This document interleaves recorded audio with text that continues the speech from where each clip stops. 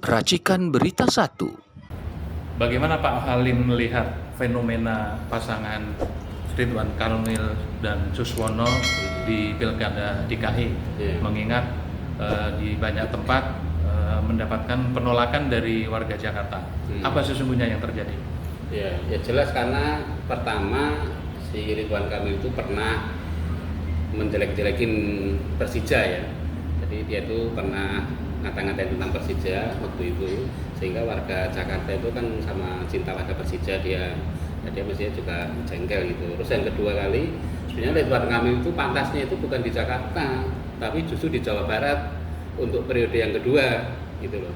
Untuk periode kedua lah kok mengapa dia memaksakan diri ke Jakarta, walaupun alasannya karena disuruh partainya ya, dia sebagai petugas partai istilahnya, tapi bukan partai, yaitu partai Golkar, salah dia partai Golkar itu disuruh, nah dia ke Jakarta. Lah ngapa sih? Kalau bagi saya kalau Ridwan Kamil ke Jakarta itu, kalau istilah Jawanya seperti buru uceng kelangan delek gitu.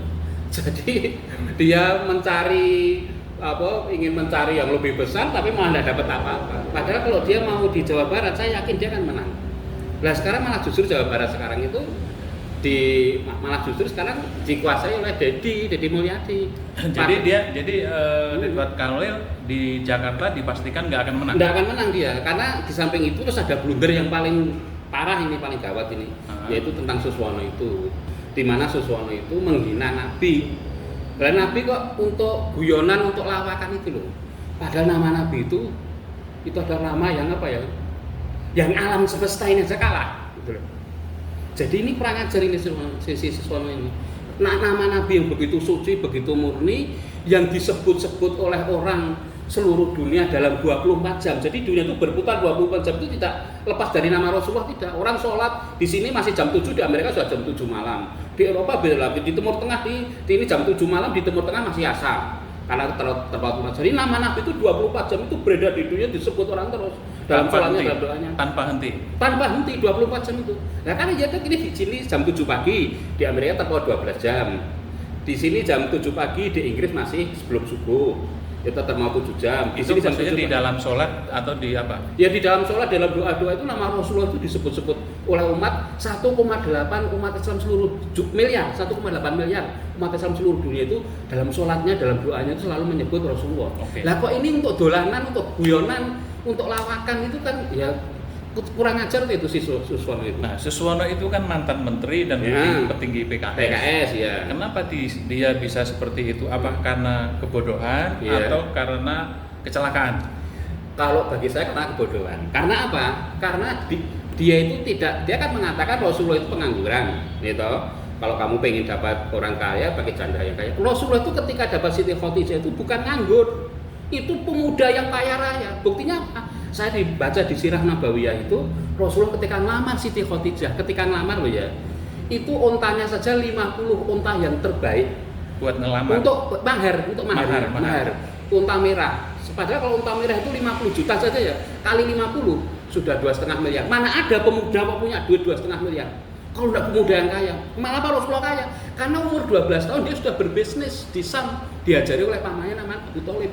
Jadi Nabi itu bukan orang pengangguran, bukan orang nggak punya duit, enggak. Itu bodoh Suswono itu. Bodoh bener, dia nggak tahu. Apa sengaja tidak tahu, apa mempermainkan nama Nabi atau lawakan nggak tahu. Tapi sudah kurang ajar itu bagi saya. Itu loh. Jadi Nabi itu seorang pemuda yang kaya raya. Mana ada pemuda kok punya duit 2,5 miliar untuk mahar itu loh. Pemuda kaya raya, pengusaha besar, dapat janda yang juga kaya raya, yaitu Siti Khadijah. Jadi kalau dikatakan Nabi itu pengangguran, mas ada. Suswono itu ngakunya orang PKS, nggak tahu kayak gitu. PKS macam apa itu? Itu loh. Itu. Jadi karena kebodohan Suswono. Ya kebodohan juga. Di samping itu juga mempermainkan nama Rasulullah. Gitu. Sekarang dia minta maaf, nggak bisa minta maaf kayak gitu. Belum dulu aja Ahok kayak gitu aja diadili kok. Ya harus diserahkan ke pengadilan loh. Ini lebih parah mana antara Ahok dengan Iya sama-sama parahnya. Dulu Ahok menghina Quran itu dengan cara surat Al-Maidah itu ya. Ini Suswono kayak gitu. Entah itu kepleset atau gimana, tapi jelas itu menghina, itu nggak akan termaafkan itu. Itu tuh. Mestinya sebagai pejabat PKS dia tidak keluar pernyataan seperti itu. Harusnya biar dia dianggap lucu, untuk masa Nabi itu lucu-lucuan itu loh. Nabi untuk bahan lawakan. Nah ini kurang ajar tuh itu Suswono itu. Apalagi pernah jadi menteri. Sekarang pengen jadi wakil gubernur. Pangkat turunnya tuh pangkatnya turun tuh itu. Dari menteri ke wakil gubernur. Nah iya tuh makanya turun lah itu, ya tuh. Dulu Nur Mahmudi Ismail dari Menteri Pertanian ke Wali Kota Depok, ya tuh itu tuh. Ya makanya turun, maunya timbang ora itu, ora itu posisi kedudukan. Kan berarti tujuannya cuma kejar jabatan tuh itu. Ya, jadi secara strategi PKS ini kurang strategis Ya kurang strategis itu. Jadi PKS itu sekarang hancur-hancuran bener nih kok caranya kayak gini. Oh iya. Iya, Apa disebabkan oleh apa PKS hancur? Loh, PKS pertama iso bisa hancur karena dia itu mengkhianati Anies. Iya tak? Mengkhianati Anies. Yang harusnya Anies bisa di Pilkada DKI ini ya. Ternyata dari pengkhianatan salah satunya pengkhianatan PKS itu. Jadi itu cuma ya kasarnya itu menjual agama lah. Kalau saya katakan, yo kita santri, tapi santri kayak gitu itu apa? Itu mengkhianati. Mana? Di dalam hal yang mana yang menjual agama? PKS. Lah ya maksudnya menjual agama itu dia kan menggunakan Islam ini untuk kepentingan para tokoh-tokohnya untuk mengejar jabatan, gitu. Tapi juga mengkhianati apa ya? Buktinya Anies dikhianati dia. Gitu, padahal dulu sudah ada Anies siapa itu gandengan aman, gitu. Anies Sohibul Iman, runtung. Ternyata bubar kayak gitu. Nah, walaupun bagaimanapun alasan PKS, bagaimanapun, seandainya dia itu gandeng Anies kan bisa dengan aturan baru dari KPU itu, ya toh? Ya, tapi buktinya mana itu? Nah, ternyata sekarang dia kayak gini. Paling masyarakat istilahnya sekarang bagi saya itu PKS itu kualat itu. Kualat ya? Ya kualat jelas loh. Dengan pernyataan suasana kan kualat. Oh sekarang dalam berbagai rating survei turun loh dia.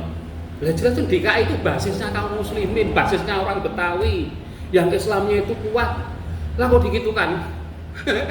Itu loh. Nah kembali ke soal Suswono yang dilaporkan ke polisi, apakah itu memenuhi pasal? Kalau memenuhi jelas itu pasal penghinaan toh, sama juga pasal penghinaan agama tuh itu. Ya jelas memenuhi berbagai pasal dia memenuhi itu. Nah makanya kalau memang kita disuruh adil ya adil. Gimana pun saya itu tidak setuju Ahok ya terserah kalau saya tidak setuju ya. Tapi mengapa Ahok kok sampai diadili, kok Suswono kok tidak, kan sama ini sebenarnya. Harusnya hukum berlaku. Harus berlaku, ya berlaku sama. untuk Ahok juga berlaku untuk Suswono. Karena sama menghina Islam semua, melecehkan agama semua, simbol-simbol agama, ya toh? Ini kan simbol agama. Rasulullah itu kan simbol agama. Nah itu loh, ini sama. Nabi. Apa? Nabi. Iya, nabi lagi. Jadi tidak bisa kok ini untuk ini tidak bisa. Kita harus adil. I'dilu wa aqrabu littaqwa. Berbuatlah kamu adil agar kamu menjadi orang yang mendekatkan kamu diri kamu kepada takwa. Itu kan simbolnya PKS. I'dilu wa aqrabu littaqwa itu PKS gitu. Bisa nggak dikatakan dalam hal Suswono ini PKS munafik? Kalau munafik barangkali belum ya. Tapi kalau jelas tidak adil ya jelas. Dolim. Kalau munafik belum. Tapi kalau dolim ya. Karena bedanya adil itu ya berarti tidak dolim. Jadi tidak adil itu berarti dolim. Jadi PKS mendolimi dirinya sendiri. Dan dengan manunya apa? Lah apa sih beratnya ngorbankan Suswono itu? Itu PKS. Lah itu nama nabi kok. Walaupun yang lain, buktinya kamu mengatakan begitu. Gimana lagi? Itu loh. Wah itu untuk Anda bisa. Itu loh. Itu. Jadi kita ada seorang kemarin yang bilang saya, Pak Halim, kalau kamu ngeritik PKS kayak gitu tuh, berarti kamu itu pro PKI loh. Saya bilang nggak bisa kayak gitu. Bukan berarti kalau kita ngeritik PKS kita pro PKI. Politik itu tidak bisa hitam putih dong. Politik kok hitam putih? Kalau berarti kalau tidak bisa. Saya mengkritik PKS itu karena dia menghina Nabi. Bukan saya pro-pro, enggak ada hubungannya itu. Ya. Nah, kalau sesuatu enggak ini ya enggak akan terjadi itu toh, gitu loh. Ya. Ada asap, ada api toh, ya. Itu ya gitu. Kalau soal Pak Ridwan Kamil ini, Pak Halim. Jadi mereka Pak Ridwan Kamil di jejak digitalnya, di Twitternya terutama ya, di tahun yang lama 2010 sampai 2012 itu banyak sekali cuitan-cuitan yang menghina Jakarta dan masyarakat Jakarta. Iya, makanya itu. Nah, sekarang dibongkar sama dengan Fufu Fafa. Tapi Ridwan Kamil mengakuinya bahwa itu memang milik dia. Fufu Fafa tidak mengakui ya. Dengan isi Instagram seperti itu isi Twitter seperti itu yang menghina, yang dikatakan Jakarta kota bokep dan lain sebagainya. Bagaimana nih Pak Halim memandangnya? Ya harusnya Ridwan Kamil itu tahu diri, gitu. Dia dulu kayak gitu. Nah, namanya Twitter barang itu sudah nggak bisa dihapus toh. Itu kan Ufawa itu udah 10 tahun kan, itu ternyata masih ada bekasnya. Ya harusnya Ridwan tahu diri lah. Dia itu istilahnya jangan gege mongso, ojo ngoyo-ngoyo. Jadi kalau bagi saya harusnya si Ridwan Kamil dan Suswono itu bukan istilahnya itu bukan ridho singkatannya, tapi kasus Kamil Suswono. Oh. Jadi itu nanti prediksi saya loh ya, saya. Ini aja belum jadi gubernur kayak gini, ini sudah ada kasus besar penghinaan terhadap Nabi. Tapi nanti kalau dia menang sampai dengan curang, tambah kasus besar lagi. Lihat aja nanti 5 tahun ke depan. Kalau dia menangnya dengan curang loh ya, tidak dengan curang tetap ada kasus nanti. Ini aja belum jadi aja sudah ada kasus. Lah itu kasus Suswono itu. Harusnya singkatannya itu kasus bukan ridho. Kamil Suswono. Yang benar itu. Iya benar itu kasus. Kamil Suswono itu kasus. Bukan ridho Kamil Suswono. Suswono ya itu kan itu. Terlalu suci kata itu. Terlalu direligiuskan gitu loh soal ridho wa fi ridho walidain gitu. Ridho Allah tergantung dari ridho orang tua begitu loh. Padahal si pengguna istilah itu tidak seridho itu. Tidak. Seharusnya yang benar itu si singkatan itu kasus Kamil dan Suswono kasus. Lah buktinya apa? Lah ini baru calon gubernur saja sudah gegeran kayak gini gara-gara dia menghina Nabi Suswono. Entah itu terselip lidah atau terserah, tapi itu jelas menghina Nabi. Dan dia mengaku sendiri mengatakan kayak gitu ya. Nah, apalagi nanti kalau jadi gubernur lah kayak koyo ngopo. Apalagi jadinya itu dengan cara curang umpamanya. Dengan cara main duit, dengan cara ini tidak beres itu. Lah itu tambah lagi. Itu loh. Jadi seharusnya dia itu tahu diri lah. Wong dulu dia dengan warga Jakarta coba kayak gitu, ya toh? Bahkan dengan Persija coba kayak gitu. Itu harus tahu diri dia. Si Ridwan Kamil ini. Ya. Gitu. Pak Halim sebagai orang Jakarta ikhlas nggak dituduh sebagai kota bokep oleh Ridwan Wah ya Kamil? jelas nggak mau dong, Wong Jakarta kok. Kok mau dituduh kota bokep itu kan ya istilah kotor itu loh. Bagaimanapun walaupun Jakarta kayak gini, bagaimanapun Jakarta itu adalah dulunya kotanya para ulama, para pejuang. Buktinya apa? Ada nama Matraman, itu Mataraman aslinya. Mata dari Matraman itu dulu tempat singgahnya pasukan Mataram untuk menggempur Batavia tahun 1628, 1629. 2 kali Sultan Agung Hanyokrokusumo dari Jogja itu menggempur Batavia untuk mengusir Belanda tapi gagal. Itu dulu pasukannya itu dipusatkan di Matraman itu, Jakarta Timur itu. Maka namanya Mataraman. Mataraman jadi Matraman gitu loh. Dulu karena pasukan Mataram tinggal di situ. Posnya di situ tuh menggempur Belanda. Belanda di mana waktu itu? Ada di bentengnya di Tanjung Priok. Saya baca sejarahnya loh di Tanjung Priok itu. Di Sultan Agung gempur 2 kali. Itu sultan terbesar di Jogja, Kesultanan Mataram Islam itu. Tapi gagal. 1628 gagal, 1629 gagal lagi, akhirnya tidak diulangi lagi. Itu. Artinya Jakarta ini penuh dengan perjuangan oleh para ulama iya. masyarakat yang ingin merdeka. Ya merdeka iya makanya. Tapi sayangnya sekarang bakal diisi oleh orang-orang seperti Ridwan Kamil. Lah ya itu. Wah ini para pejuang ini Jakarta ini bukan main-main, ini kotanya para ulama. Itu para pejuang. Dan hebatnya lagi Mas Jakarta itu ya. Saya enggak habis pikir, Jakarta itu Belanda datang ke Jakarta itu kan 1602. Tegese benar-benar Belanda itu menduduki Batavia ini kurang lebih 350 tahun. Karena baru merdeka 1945 ya, baru merdeka sekarang 3,5 abad. Lah kok 3,5 abad masyarakat Jakarta bisa mempertahankan Islamnya itu loh. Itu berapa generasi bayangkan itu? Kalau satu generasi 25 saja berapa 20 generasi ada itu. Lah kok bisa tetap mempertahankan Islamnya? Jakarta tetap menjadi mayoritas muslim. Batavia, Betawi tetap Islamnya kuat. Itu kan luar biasa tuh Mas. Jadi daerah Jakarta itu Belanda datang itu 1602, VOC itu datang. Berarti boleh kan 3,5 abad benar Jakarta itu diduduki Belanda. Padahal Belanda itu kan Nasrani. Tapi kok Jakarta tetap bertahan Islamnya itu. 350 tahun enggak main-main itu. Berapa generasi itu bayangkan itu. Itu kan memang luar biasa, masyarakat Betawi itu religiusnya luar biasa. Lah kok ada calon wakil gubernur kok menghina Nabi itu piye itu? Saya tuh tidak habis pikir itu kontradiktif ya. Kayak kontradiktif di kota yang sangat religius kayak gini, Islamnya kuat, kental, berhasil mempertahankan Islam dalam kondisi mayoritas dalam 350 tahun penjajahan Belanda loh. Nggak main-main itu, orang-orang Jakarta itu luar biasa. Ya. Lah kok sekarang ada titik-titik orang datang, ingin lah kok menghina Nabi itu, logikanya di mana itu loh? Ya. Suswono itu loh.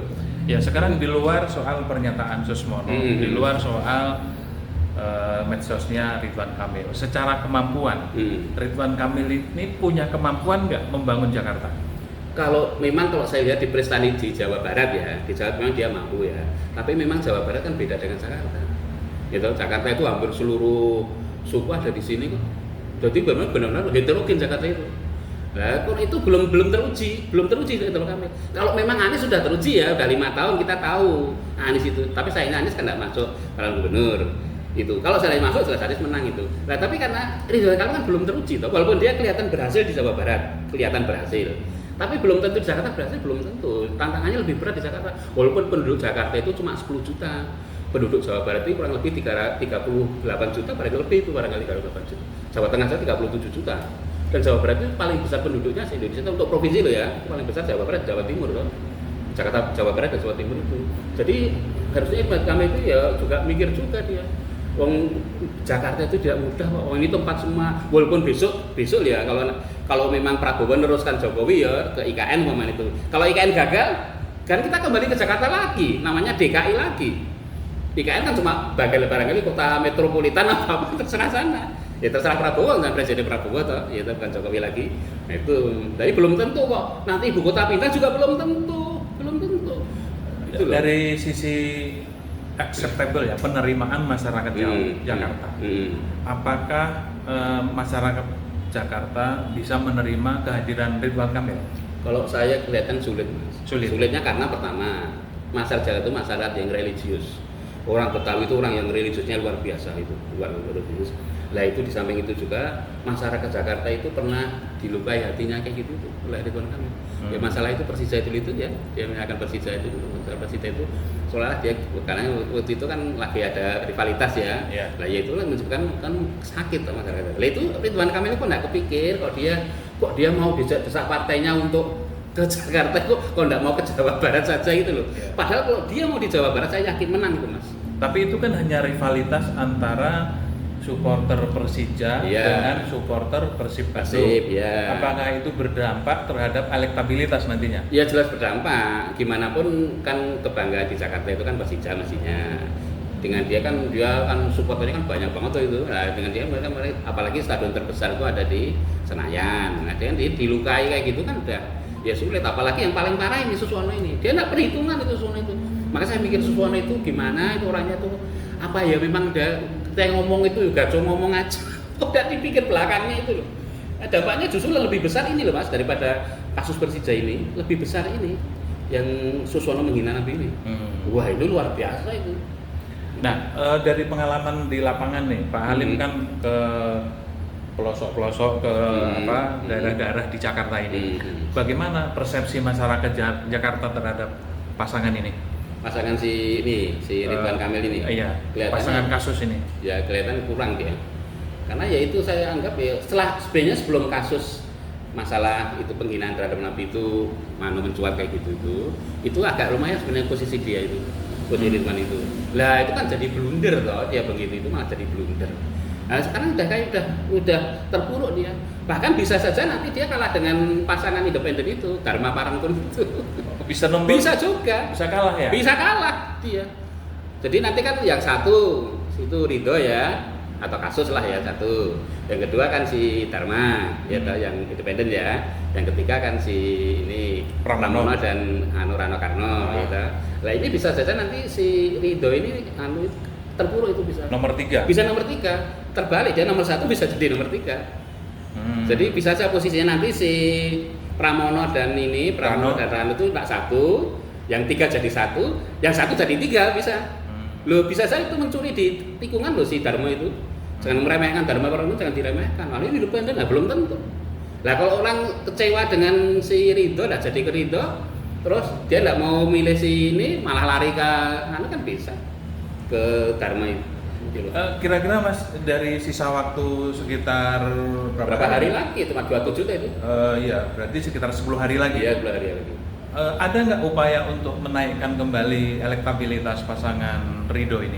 Ya mestinya ada, tapi ya sulit. Sulit. Ya karena sudah kasus tersebut, apalagi kemarin saya baca di media itu kan Anies sudah mau foto bersama dengan siapa, Rano dan itu kan Pramono lah itu, walaupun cuma foto loh ya, cuma foto itu nilainya luar biasa itu. Oh itu sinyal dukungan? Iya jelas dukungan, gimana dia ngomong foto aja pakai seperti baju pilkada begitu, lihat tadi fotonya itu. Oh itu artinya dukungan ya? Iya dukungan toh, jelas Anies paham tuh itu.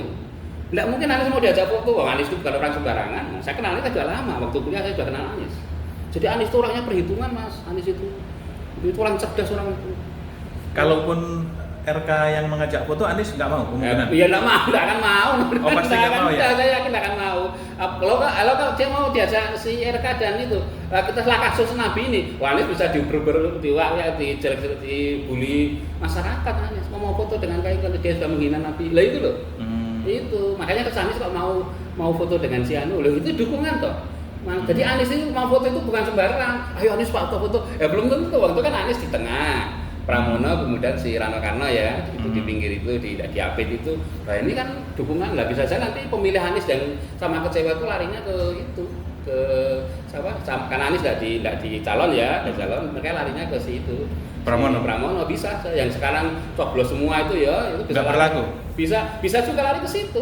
Mereka kan karena para pendukung Anies yang kecewa. Dan terus dilihat fotonya Anies kok foto terbaru dengan si Rano, bisa juga.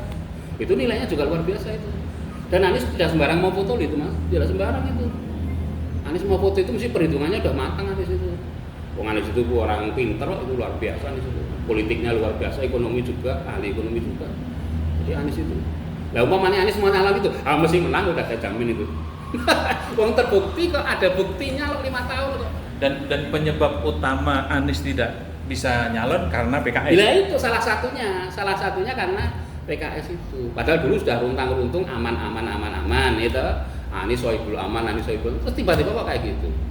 Ya mau jadi PKS jadi sasaran loh. Ya sekarang umpamanya ada pemilu gitu, PKS terpuruk saya yakin. Karena ada pemilu lagi gitu ya, nasional itu PKS terpuruk. Jelas. Jadi PKS itu enggak mau perhitungan jangka panjang itu loh. Para pimpinan PKS itu saya heran, mereka kan para ulama, para kiai itu. Mereka itu PKS itu kok enggak punya perhitungan itu loh. Jangka panjang, prediksi nanti saya itu gimana kalau saya berbuat, orang berbuat itu perhitungan loh mas, apalagi orang politik, berbuat gini nanti akibatnya gimana, itu harus perhitungan. Lah kok ini kok langsung kayak gitu lah, kalau rakyat sudah, masyarakat dilukai kayak gitu, padahal pendukung Anies Indonesia, nah coba aja nanti kalau ada pilkada di mana, PKS kan terpuruk itu, di berbagai daerah, lihat aja itu, gara-gara Anies kayak gini, di DKI nanti PKS di mana-mana itu di kabupaten, di provinsi kalau ada pilkada itu terpuruk karena sakit hati. Bukan sakit hati, karena dikecewakan orang PKS ini. Minimal mereka kalau nggak mau milih ya golput minimal mereka gitu. Itu jadi itu para PKS ini kan polisi dikalahkan. Lah kok nggak punya perhitungan kayak gini itu piye itu loh, heran saya itu. Harusnya dia punya prediksi toh. Dia kan ahli strategi politik udah teruji mereka. Kok kayak gitu. Apa dulu salah itu loh kayak gitu, makanya itu udah habis itu dia nanti. Jadi dampaknya tidak hanya di pilkada DKI nanti, lihat aja nanti di berbagai daerah yang namanya ikut dicalonkan PKS atau terpuruk itu nanti. Itu. Kemarin Ridwan Kamil kampanye di salah satu gor di Jakarta dan dia berjanji akan membuat tempat game di halte dan di pinggir-pinggir jalan buat warga Jakarta supaya orang Jakarta sehat katanya. Bagaimana menurut Pak Halim? Wah itu saya kira cara pemikiran yang tidak strategis. Nah strategisnya apa? Lah orang berdesak-desakan di kereta, orang di jalan dan sebagainya itu sebenarnya sudah olahraga dia, udah mengeluarkan keringat, mengeluarkan tenaga. Dia jalan, kemudian dia nyari kereta, nyari bis, nanti angkutan, itu sudah olahraga. Jadi tidak perlu ada game-gamean itu, tidak perlu. Di pinggir jalan itu ide macam apa itu? Itu loh. Apalagi umpamanya orang pengen nge-game. Padahal kalau kita lihat di Venus ya, itu kan biasanya wanita pakainya kan minim gitu itu. Lah orang pakai minim kayak gitu ditampilkan di pinggir jalan, di halte itu di negara barat itu tidak ada kok itu. Di Eropa, di Amerika tidak ada game di pinggir jalan. Itu belum pernah dengar, saya pernah lihat saya itu. Itu ide dari mana sih itu Tuhan itu? Gitu. Ya. Kan ya nanti kasihan pengusaha gamenya tidak laku. Jadi ternyata ide-idenya juga tidak merakyat ya. Iya, kalau ide merakyat itu umpamanya setiap hari ini ada pembagian sembako gratis lah, itu seminggu sekali lah baru itu. apa tiap seminggu sekali ada apa tiketnya busway digratiskan, ya itu baru. Lah kok game itu Lagi pula di halte kan sempit ya. iya sempit, desek-desekan malah banyak copetnya. Gamenya diambil sama. Ya dia ambil copetnya malah repot. Belum nanti kalau malam-malam jaga gamenya. Lah kan mahal alat game itu. Taruh di pinggir jalan diangkut orang repot itu. Nah, ini lagi-lagi karena ketidaktahuan RK atau apa ya? Kok punya ide kayak gitu? Saya kira itu dari masukan dari penasihatnya barangkali. Penasihatnya malah justru untuk membuat RK terpuruk sendiri bisa juga itu. Oh, gitu. Namanya politik kok, ya kan? Namanya politik cuma RK itu waspada apa enggak? Penasihatnya ngomong gini, dia harusnya yang merakyat itu ya seperti Prabowo itu loh. Walaupun sampai sekarang belum dilaksanakan program itu. Ada makan gratis yang bergizi, ya kan? Nah, kan orang udah tertarik tuh mas. Walaupun sekarang nggak ada loh ya, belum ada saya sekarang belum dilaksanakan sih. Malah pengen utang dari Cina yang utangin makan siang itu kan itu belum ada. Tapi ya harusnya kan seperti Prabowo itu.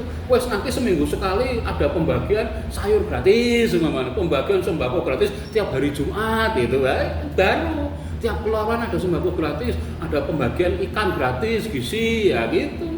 Nah kok game itu kayak ngopo? Nah makannya kurang game-game itu terus nggak ada gunanya tuh. Gitu. Jadi menurut prediksi Pak Halim ini, pasangan Ridwan Kamil Suswono ini pasti kalah. Saya yakin. Karena apa? Ya setelah kasus Nabi itu udah. Kalau sudah kasus Nabi saya nggak tahu mau terima lagi, gitu. Karena itu penghinaan gimana Nabi? Nabi kok dikatakan pengangguran, kemudahan, kan memang menghina itu. Walaupun alasannya itu untuk, lah kok Nabi kok kamu gunakan untuk bahan lawakan, gitu loh. Jadi Suswono ini piye gitu loh orang itu loh. Katanya kamu itu tahu agama, kamu itu orang PKS pernah jadi Menteri Pertanian. Lah kok sekarang kamu malah gitu, walaupun alasan terselip lidah, nggak urusan, yang penting kamu menghina udah. Tapi kan kader PKS di Jakarta banyak dan solid Iya mereka. memang kader PKS itu, bahkan PKS partai nomor 1 ya, kursinya paling banyak. Tapi itu tidak jamin. Nah buktinya apa? Nah dulu bahwa kursinya paling banyak sekalipun waktu nyalonkan Adi juga kayak gitu. Gitu. Waktu dulu kan dia tidak mencapai batas itu, walaupun terus ada peraturan baru itu, terus akhirnya tidak jadi nyalonkan Adi depan. Nah itu, jadi tidak jamin PKS di Jakarta itu kursinya itu cuma berapa kan? Tidak ada sampai berapa itu. Nggak ada sampai 25%, tidak sampai itu malah 18% barangkali ya. Jadi pasangan Ridho ini langsung tenggelam atau masuk di putaran kedua menurut prediksi Pak Halim? Kalau masuk di putaran kedua itu barangkali ya bisa, tapi ya nomor 2 barangkali. Tetap kalah. Itu kalah. Kalaupun masuk kedua, iya. Di pemilihan berikutnya kalah juga. Kalah juga Iya. Karena nanti bisa saja pemane si Dharma itu kalah ya, nomor ketiga toh. Dharma itu bisa saja pemilihnya Dharma itu lari ke Pramono. Apalagi setelah dia foto dengan Anies. Wah, itu dampaknya luar biasa. Kemungkinan Pramono 1 putaran. Ya bisa juga 1 putaran. Seandainya 2 putaran pun saya yakin akan menang. Karena itu dampak pertama penghinaan terhadap Nabi itu, terus kedua Anies malah memberi dukungan kok. Itu kan isyarat kok. Anies tidak usah perlu ngomong saya mendukung Pramono, tidak perlu. Foto saja sudah menunjukkan, gambar itu sudah menunjukkan kok. Iya tadi sudah menunjukkan itu foto Anies dengan Karno itu. Jadi pinternya timnya si Rano Karno dan Pramono itu ngerayu Anies itu loh. Kok Anies mau foto itu loh. Selama ini kan dijagokan orang Jakarta kan Anies. Iya. Anies terjebak atau dengan kesadaran itu? Iya mesti sadar toh, tidak mungkin toh. Anies mau foto itu mesti Anies sudah perhitungan matang itu. Karena Anies itu orang perhitungan kok itu. Saya kan kenal Anies dari zaman kuliah. Waktu kuliah di Jogja kan sudah berteman dengan Anies saya. Waktu kuliah di Jogja itu. Jadi saya dengan Anies sudah kenal lama, sudah masih sama-sama mahasiswa itu, masih bersama dengan Anies itu. Jadi Anies itu memang orangnya, memang saya yakin Anies itu memang dilahirkan untuk menjadi pemimpin itu. Anies itu. Okay. Kalau tidak dijegal dengan keras kayak gini ya dia lolos itu. Oke, apa pernyataan terakhir untuk Ridwan Kamil dan Suswono? Ya pernyataan saya ya paling enggak ya pertama ya Ridwan Kamil itu istilahnya jangan gigi mongso orang Jawa, jangan ngoyo-ngoyo, itu yang pertama itu. Jadi kalau yang kedua, kalau memang nanti dia tidak kepilih, dia jangan menjadi orang yang terkena penyakit post power syndrome. Jadi pengennya tetap berkuasa, gitu. Ternyata udah tidak jadi apa-apa, gubernur saya sudah tidak jadi, ya kesannya kayak gitu itu nanti. Ya makanya itulah bagi saya itu blunder yang sudah tidak bisa dimaafkan. Terus yang ketiga itu tentang Suswono lagi itu adalah blunder itu sebenarnya. Justru yang memukul Ridwan Kamil itu wakilnya sendiri. Ya Suswono itu, walaupun dia tidak mengakui ya. itu sebenarnya Suswono itu malah justru memukul Ridwan Kamil sendiri.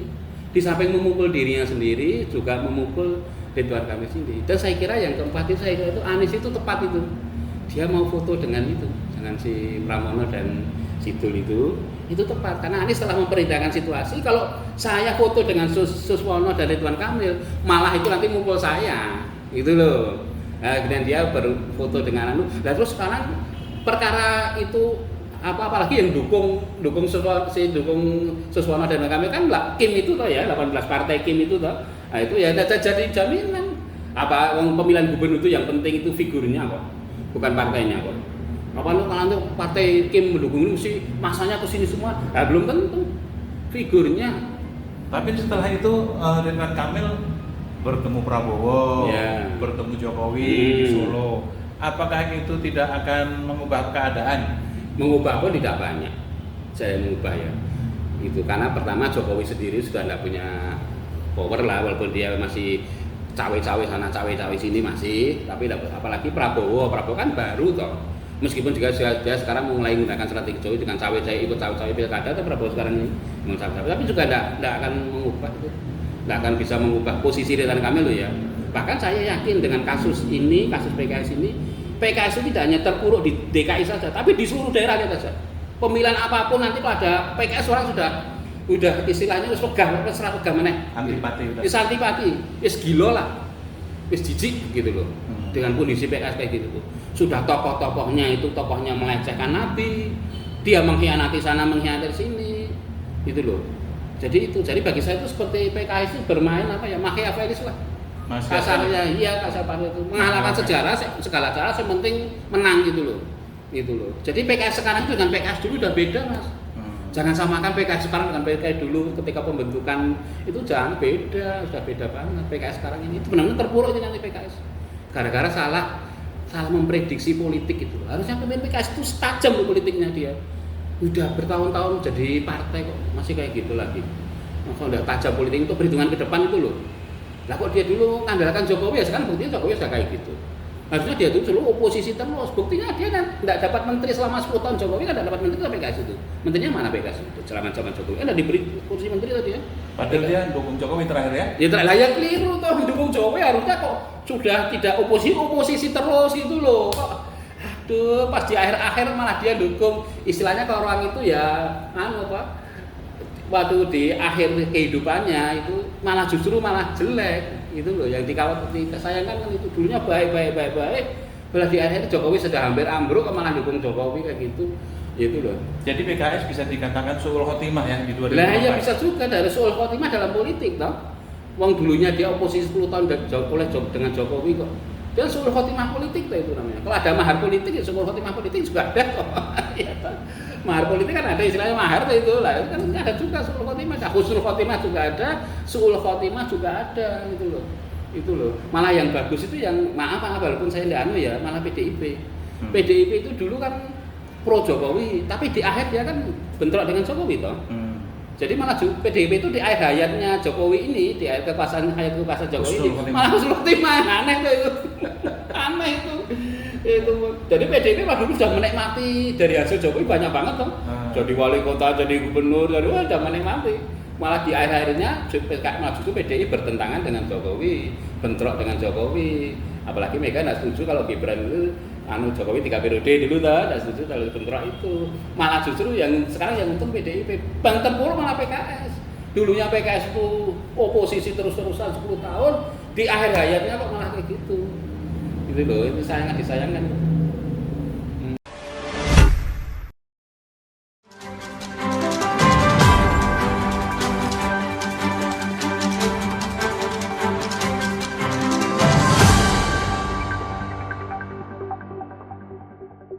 Racikan Berita 1.